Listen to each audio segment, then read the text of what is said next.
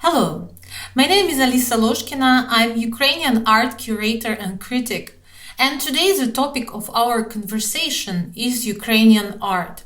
Of course, I would prefer to speak about this topic in a much more peaceful situation, but today we are facing a brutal invasion of Russia into Ukraine, and of course, my talk and all my thoughts and all the thoughts of people from Ukraine today are there on the battlefield in Ukraine, where a lot of things are being decided today, not only about Ukraine, the future of Ukraine, but also the future of the world in general. And of course, in this context, it is especially important to speak about Ukrainian art. Today, the world has put a sharp focus on Ukraine. This, of course, is good, although I would have preferred oblivion in exchange for peace. As an art critic and curator, I have long been interested in the art of protests and revolutions. Crisis is a time when you recall that art has magical roots.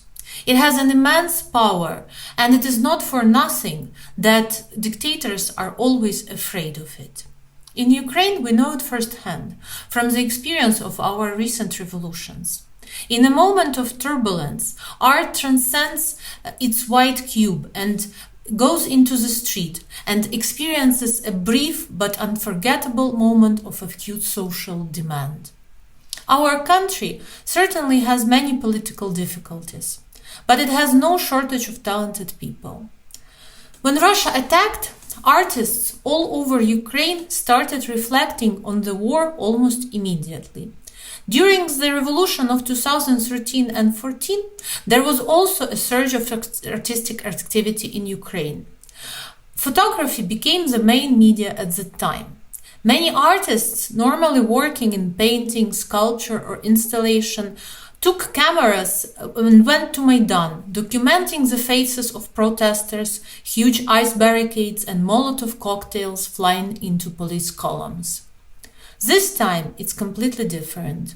The photography is there, but it is reduced to a dry and scary document. For most artists, drawing has become the main way of talking about the war. A quick sketch, which does not require much time and expensive materials, of course has its objective advantages. However, it seems to me that the choice of drawing has a deeper logic. In the years since our last revolution, we also have stopped trusting photography. It has turned from evidence into an element of manipulation and post-truth. We all know that some media lie by using the verisimilitude of the photograph to push emotions. In this situation, drawing has an added advantage. Behind it, one hears the clear and recognizable voice of the author, the very broken self that is having such a hard time during the war. Such a story is believable. It tells something deeply intimate and personally experienced. One of the strongest projects of the first months of the war are the drawings of the female artist from Lviv who hides behind the pseudonym KinderAlbum. Day by day, the artist documents her mental states and social experiences. Women stopping tanks with their bare hands, a group of people holding the heavens on their shoulders, death transporting children killed during the war in boats on the river Styx. These simple and vivid works are both uplifting and heartbreaking. Lviv, where KinderAlbum lives, is relatively safe in the very west of Ukraine. Hundreds of thousands of refugees from all over the country come here. Gradually, cultural life resumes in the city. One of the most dynamic institutions of contemporary art, Lviv Municipal Art Center, opens with an exhibition of war drawings by KinderAlbum. Many artists who now find themselves hostages of a global catastrophe continue to create art in bomb shelters or in endless line at the European border, adapting to their new status as refugees. The internet in Ukraine is still working, so a piece of art can quickly gather an audience. One of the first viral images from the war was a drawing by Catherina Lisovenko. She depicted a mother and a child, the woman dressed in a Greek tunic.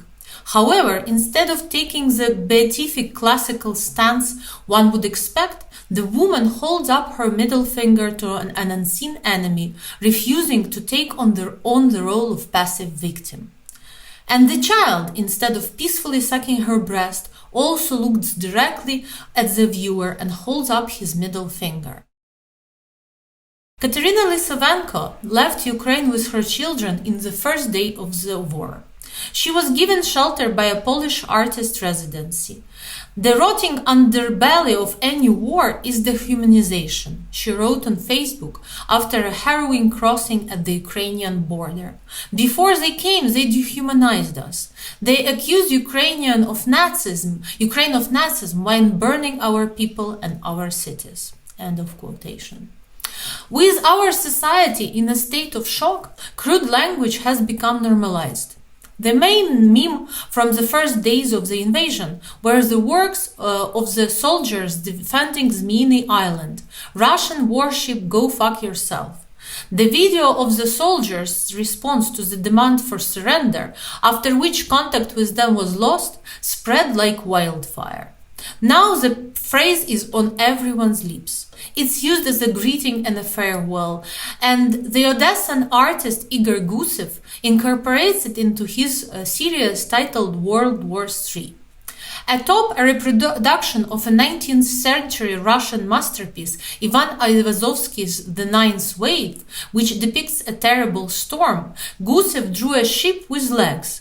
His caption reads, "Russian warship sets off to go fuck itself." Just as the Nazis' crimes cast a shadow over classical German poetry and the music of Wagner, forcing many to doubt the value of a culture that gave rise to Hitler, it is impossible now not to ask the same question about the high Russian culture, which has often given voice to imperialist attitudes that are in line with both Stalinism and Putinism. Igor Gusev has just returned to Ukraine from Thailand before the war broke out. He believes that Ukraine will be victorious. While the artist speaks Russian in his day-to-day life, today he speaks Ukrainian. Using Russian has become unbearable for him and for many others. The first serious blow to Ukraine's cultural heritage dealt by Putin's forces was the destruction of the Maria Primachenko Museum in Ivankiv. Primachenko was a prominent 20th century artist. The magical creatures from her paintings have come to symbolize Ukraine and are loved by millions of people. The artist and contemporary icon painter Danylo Movchan lives in Lviv. At the moment, Lviv is relatively safe, so Movchan, together with his wife Irina, are creating new drawings every day. They combine real images of tragedy and hope with the Christian symbols that have long been part of their work. After the destruction of the museum in Ivankiv, Irina and Danylo dedicated a series of drawings to Maria Primachenko. Danylo drew one of Primachenko's enchanting yet threatening creatures painted in the colors of the Ukrainian flag, attacking a small black figure. That's how Russian is seen today by Ukraine, dark yet petty and odious. The Kharkiv native Artem Volokitin began his painting series Spectacle back in 2014, at the height of the war in Donbas. He depicted joyful firework displays, explaining that after periods of shelling, fireworks triggered panic attacks in many people. Artem and his wife, artist Tatiana Malinovska, are currently refugees. They escaped from the war-torn Kharkiv and are currently based in Düsseldorf in Germany. They, together with their 5 kids, they are struggling to survive, and they are really hoping to get back as soon as possible to their beloved Kharkiv. Today, Artem Volokitin decided to continue his series Spectacle, and he dedicates his new artworks to the current events in Ukraine. Arsen Savadov, one of Ukraine's most famous painters and photo artists, is spending his time walking through central Kyiv, navigating the numerous checkpoints along the way. Back in 1990s, he went down into the mines of Donbas, convincing the tough-as-nails miners to change into delicate ballet tutus. The artist created a powerfully transgressive performance called Donbas Chocolate in 1997. It has since become a classic of Ukrainian art. Savadov took razor-sharp photos not only down in the mines, but also in graveyards and in morgues. Although best known for the Donbas series, he is a Kievan through and through. During this dark time, he has remained in his home city. Walking its deserted streets, he notices what everybody else does not. For instance, the former Soviet hotel Krasnaya Zvezda, meaning Red Star, on Yaroslavy Val Street in the center of the city, stands in a prolonged state of reconstruction. Just a few years ago, old photographs were mounted on the building's windows as a part of an art project.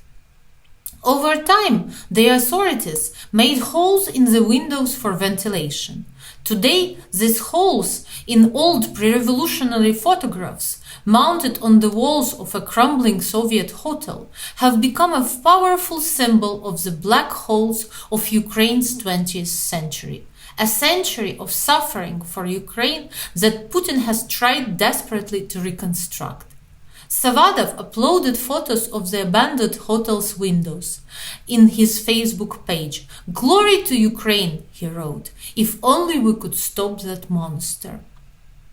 In Dnipro, Nikita halenny, an artist of Jewish descent, has taken up arms and become a member of the local territorial defense. He has no time for art, spending whole days transporting humanitarian aid, helping refugees, and preparing for a Russian attack. Darya Koltsova from Kharkiv moved to Odessa on the eve of the war, making a new home for herself in her new apartment. Back in distant 2014, she became her installation series Theory of Defense. She was inspired by the geometric patterns people created while applying tape to their windows to stop the glass from shattering in case of an explosion. Today, you can find those same geometric patterns on the windows of every Ukrainian apartment, and this has prompted Darya to continue her project. In the last few days, she crossed the Romanian border with great difficulty and plans to travel farther into Western Europe, where exactly she still doesn't know. Her project, though, receives a huge attention all over the world. People in different countries, in Africa, in the United States of America, in South America, all over the world, they are doing the same gesture of solidarity with Ukraine. They are covering their windows with the same protective tape in the same geometric patterns as people in Ukraine are doing to protect their homes from explosions. Many are fleeing, especially those with small children. Borys Kashapov, to whom I spoke at the dawn of February 24, when the war just started, and who told me that he was extremely afraid of the explosions, which he and his family heard at 5 o'clock in the morning, decided almost immediately to get his 4-year-old daughter and wife out of the country. For several weeks before the invasion, people had been packing so-called emergency suitcases.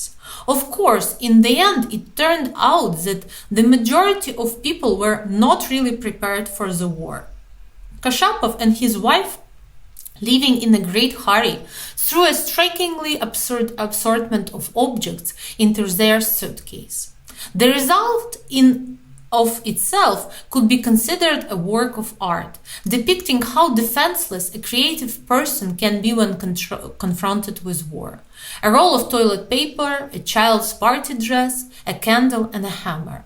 They were lucky being among the first to get to Romanian border. They managed to cross even though Borys in his panic had forgotten his passport. After spending a couple of days in a refugee camp, the family made it to Bucharest, where local artists helped them find temporary shelter and the supplies they needed. Lisa and Borys, like nearly 4 million Ukrainians now who have escaped the country, must now ask themselves, what's next? I must add that Borys was very lucky because he managed to cross the border, because before this order which prohibited all males to leave the country was there. So nowadays most male Ukrainian artists remain in the country, and they cannot escape, no matter what their attitude towards taking weapons is. Some of them really joined territorial defense and the army. Some of them are pacifist and they cannot take weapons, but still they remain there and they basically have no choice. Kyivan artist Nikita Kravtsov has been living in Paris for a long time. We rang each other on February 23. I had written the foreword to his art book, War of the Mushrooms, and we were preparing for its release. The book is a remake of Georgy Narbut's 1906 classics of Ukrainian modernism, a folk tale that for Kravtsov's book was retold by famous Ukrainian author Andrei Kurkov. The tale's plot is fairly simple. The peaceful world of mushrooms is invaded by the bloodthirsty Tsar of the peas. The parallels with the current situations are easy to see. Everything ends well in Kravtsov's book, but it's not clear how this war will end in real life. Since the first days of the conflict, Kravtsov has been hard at work, drawing placards, organizing protests, and making appearances on TV. In recent days, the European art community has been heroic in their efforts to help Ukrainian colleagues. They have offered residencies, stipends, and assistance with food and documentation. But that is for those who have managed to get out. The majority of Ukrainian artists are still in Ukraine in great danger. An important artistic testimony from the war-torn Kharkiv is a documentary project, How Are You? From day one of invasion on February 24 through March 6, dozens of artists and their families were hiding from airstrikes in a basement of the most well-known contemporary art gallery in Kharkiv, the Yermilov Center. Among them was Pavlo Makov. He will be representing Ukraine this year at the Venice Biennale. Banal everyday photos and videos document the life of the artists in the gallery, which for 2 weeks was turned into a bomb shelter. People watch films, cover windows with protective shields, eat, sleep, and have long conversations. It looks like some awkward indoor picnic, but endless explosions can be heard. The gallery is located in the heart of the city, in the basement of a constructivist building at Kharkiv's Kazarin University. By an ironic twist of fate, these are the areas of Kharkiv that have been most affected by the bombing. The curators of How Are You emphasize that these photos are the documentation of a performance. Referring to Ilya Kabakov's immersive artworks, they call the gallery turned into a bomb shelter a total installation. Dissociation is one of the main mechanisms that help one cope with trauma during war. It's not me, not with me, it's all just a total installation. Today, all Ukraine has become this awkward total installation. Now, when we explored a little bit the situation with Ukrainian artists, let's take a closer look at Ukrainian art workers. They also don't stay away from this war. Some of them joined the territorial defense, some of them joined the army, some of them are refugees now all over the world, and some of them remain in Ukraine and are trying to do their best to make things better for those who also remain there. Every day I open Facebook and see the same picture. Hanna Sherman, the editor-in-chief of the antiquarian magazine, photographs her feet in cozy slippers against the backdrop of an ordinary Kyiv kitchen.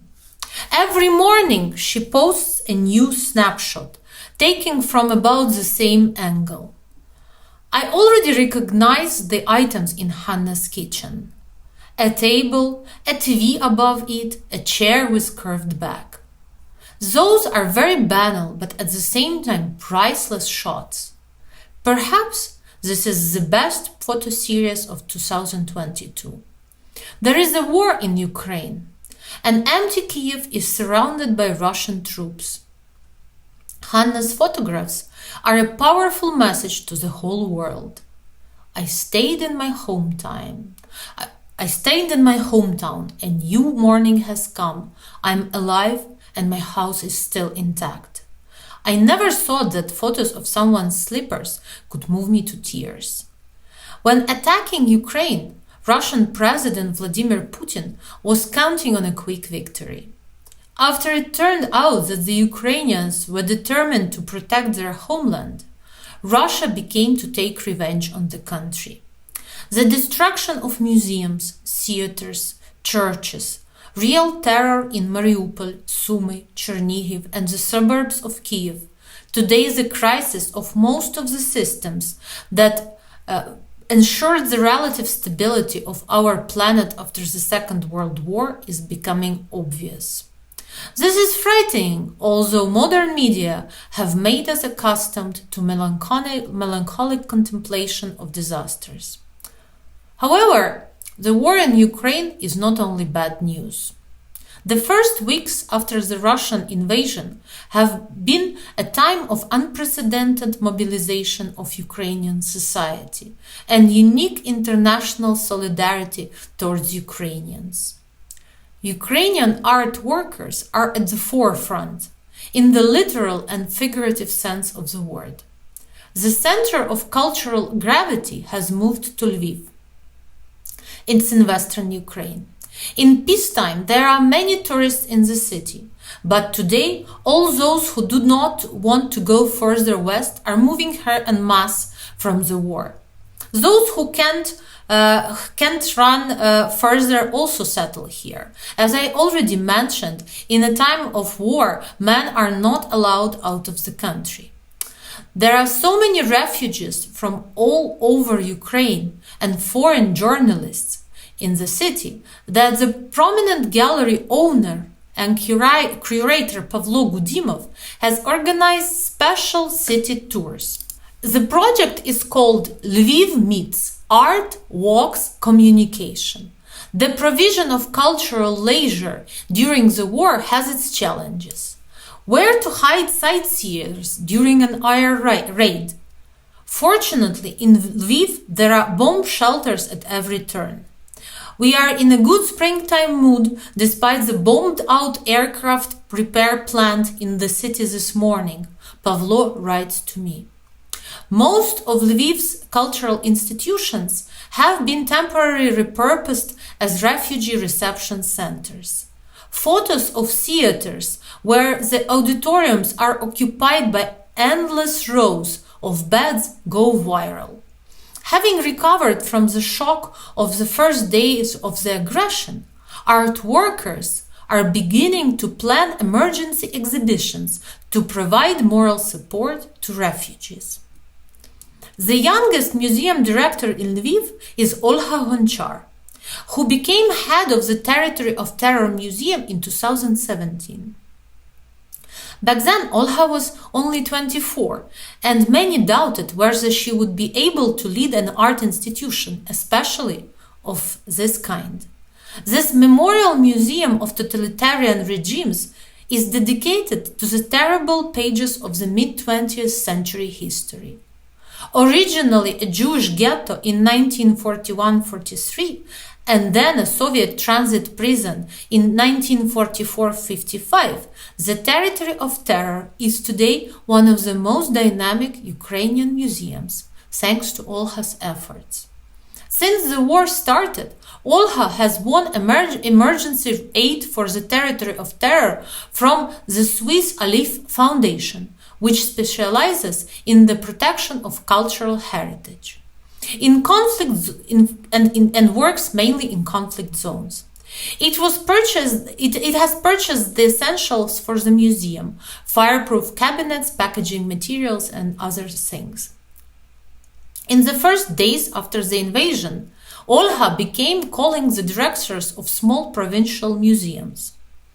It turned out that most museum employees had not received their salaries. People found themselves not only in a war zone, but also without means of existence. Thus, one of the most important cultural projects of this time was born: the Museum Crisis Center. Olha's idea was almost immediately supported by private foundations as well as by the European Commission. Its first project is called Quick Museum Help and provides targeted operational funding to the employees of small regional museums. Literally on the eve of the war, the Kyiv journalist and art manager Oksana Semenik, together with the independent art director Sasha Buchenko, was going to launch her own art magazine. The Russian invasion found Oksana in the quiet and safe Kyiv suburb of Bucha. Who would have thought that in just a few days it would be Bucha that would turn into hell on earth? Surrounding the town, Russian troops held civilians hostage for weeks. Oksana, for example, spent 15 days in a bomb shelter. The last few days were especially tough, without food, mobile phone, or heating. It was in this basement that Oksana and her boyfriend, the photographer Alexander Popenko, decided to get married. Realizing they couldn't last long without food, they decided to break free. Together with a column of civilians, they walked 22 kilometers in the freezing cold to get out of the town. "Dude, I literally walked to Kyiv carrying a cat through Russians and survived in Bucha. If you want to give me a job, you can trust me," Oksana tweeted as she reached safety. Today, she writes articles and plans new projects. "I don't want to think that we are refugees or internally displaced persons. I like to think that we just took very few things and we went to visit places," she says. Ukrainian artists and art workers have faced an unprecedented disaster, but they have not lost their humor and look to the future with hope. How many bombs does it take to destroy a culture? Culture is alive as long as there are people ready to defend it.